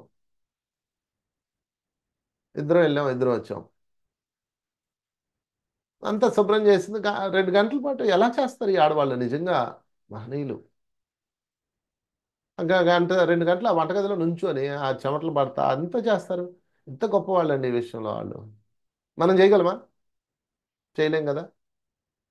మరి వాళ్ళ దగ్గర శక్తి లేదని ఎలా చెప్తారు మీరు? వంటింటి కుందేలని ఎలా అంటారు? ఎంత అద్భుతమైన శక్తి ఉందో చూడండి మీ దగ్గర. శక్తి అంటే భూమండలంలో ఎలా చేదిప్పేసి నక్షత్రాలు సృష్టించడం అవి కాదు శక్తి అంటే. నువ్వే పని చేస్తున్నావు అంది శక్తివంతంగా చేయడమే శక్తి. ట్రాన్స్ఫర్మేషన్ అవ్వండి. మీరు శక్తి ఆల్రెడీ ఉంది, మీ దగ్గర శక్తి ఉంది, దాన్ని మీరు నమ్మట్లేదు. నాకేం శక్తి ఉందిలే, నా మొహం ఆడదే శక్తి. ఒకసారి బాబాజీని ధ్యానంలో కూర్చొని అడిగారు, నాకు దివ్యశక్తులు ఇవ్వా అని అడిగా. నేను కూడా చేస్తున్నాను కదా ఆధ్యాత్మికంగా, ఏదో శక్తి ఉండాలి కదా అని అడిగా. అప్పుడు ఏమన్నారు తెలుసా బాబాజీ? ఇదిగో ఇక్కడ పెట్టిన టైటిల్ అదే, ఇటు పెట్టింది, ప్రేమే అత్యుత్తమమైన సిద్ధి అని వచ్చింది. హ్మ్. ప్రేమే అత్యుత్తమమైన సిద్ధి. నువ్వు ప్రేమను కలిగి ఉంటే అద్భుతమైన సిద్ధులు కలిగి ఉన్నట్లే. ప్రేమ కలిగి ఉండాలంటే ఏం చేయాలో మీకు తెలుసు, కొత్తగా చెప్పక్కర్లా. ఈ 5 పాటించండి చాలు.